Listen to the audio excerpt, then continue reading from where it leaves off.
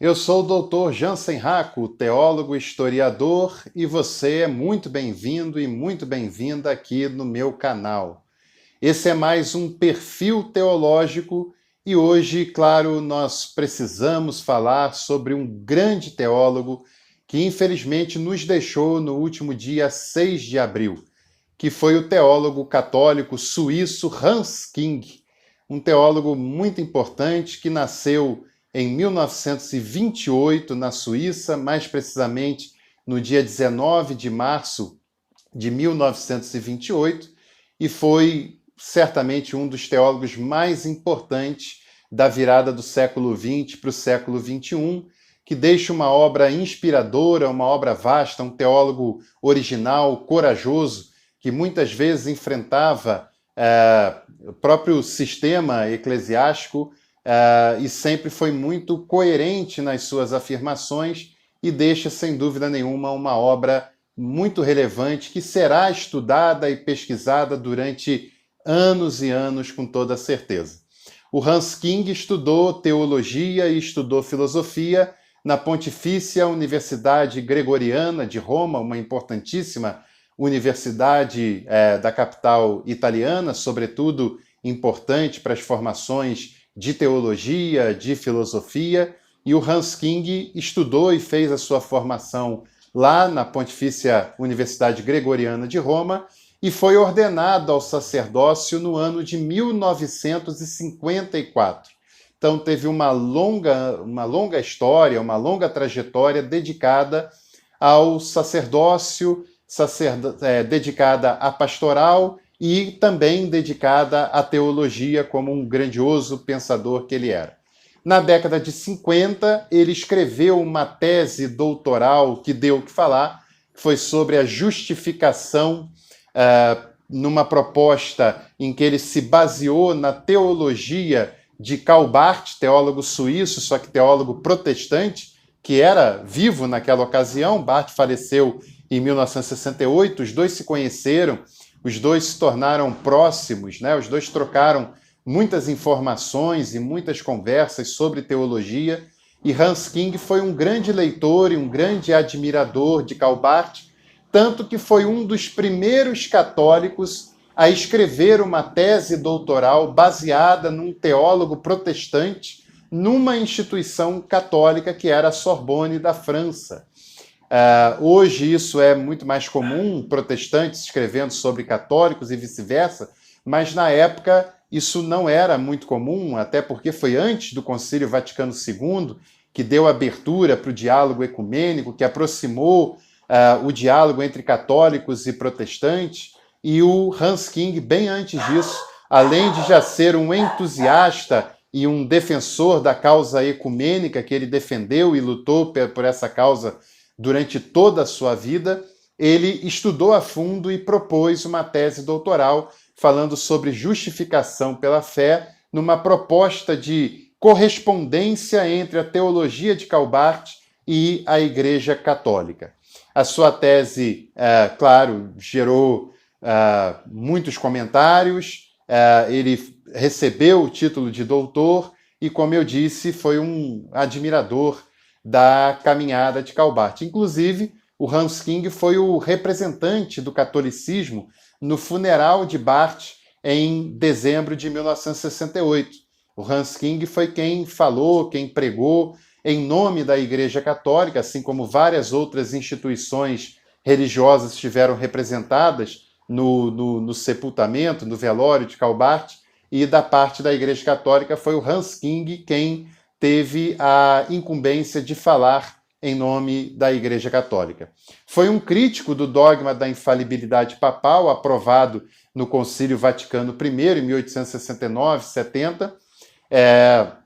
e também foi um grande defensor dessa causa ecumênica, da aproximação e do diálogo entre cristãos das mais diversas tradições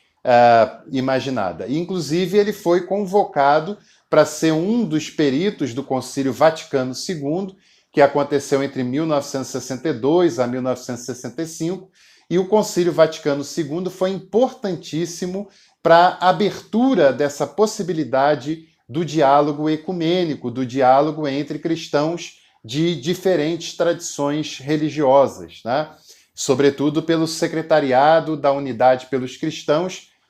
dirigido pelo cardeal Agostinho Béa, que abriu grande caminho para essa discussão, mas outros teólogos também já trabalhavam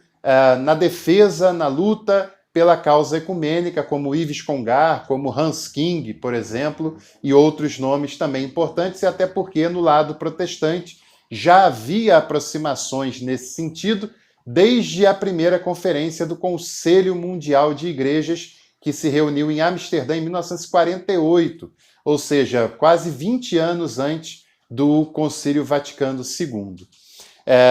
Além disso, em 1979, o Hans King acaba perdendo a sua licença de ensinar pela igreja. É uma punição por conta da sua teologia, que muitas vezes foi crítica, muitas vezes foi corajosa, muitas vezes colocou o dedo em certas feridas, e é claro, o Hans King teve algumas consequências dessa sua posição, desse seu engajamento, né? Foi um crítico também, por exemplo, do pontificado de João Paulo II e de Bento XVI, que faz aniversário também nesse mês de abril, né? no dia 16, se não estou enganado, 94 anos que o Papa Emérito Bento XVI completa, e o Hans King considerou esses pontificados conservadores demais, que não colocaram na prática as principais decisões e aberturas do Concílio Vaticano II, como, por exemplo, o fôlego pela causa ecumênica, né? O Hans King teve as suas diferenças e as suas críticas aos pontificados de João Paulo II e de Bento XVI, embora tenha sido convidado pelo Bento XVI, Joseph Ratzinger, também um grandioso teólogo, né? O maior teólogo católico vivo, sem dúvida nenhuma, e ambos puderam sentar, conversar e discutir bastante sobre teologia. Esse foi um passo bastante importante nessa relação, e aconteceu no ano de 2005, né? Não tão longínquo assim. Foi um teólogo profundo, original, teve a sua saúde deteriorada na reta final da sua vida, a partir dos anos 2000, né? E mais recentemente, na última década, teve a sua saúde bastante afetada, mas mesmo assim o Hans King continuou ativo, continuou atento, continuou atuante e continuou sempre muito atualizado com o que acontecia no mundo ao seu redor e também no mundo teológico ao seu redor, e sempre com posicionamentos de vanguarda, com posicionamentos de coragem, com posicionamentos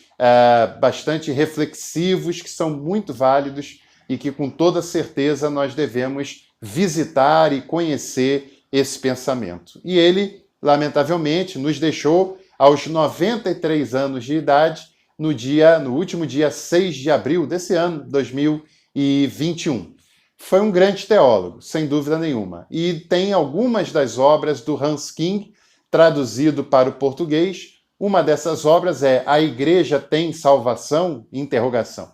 E isso mostra, esse título provocativo, mostra um pouco do quanto era corajosa a teologia de Hans King e o quanto o Hans King não se amedrontava diante de problemas graves, problemas sérios que a teologia e que a igreja, de modo geral, precisava enfrentar, precisava encarar, precisava dar conta, sobretudo nesse mundo contemporâneo que nós estamos vivendo.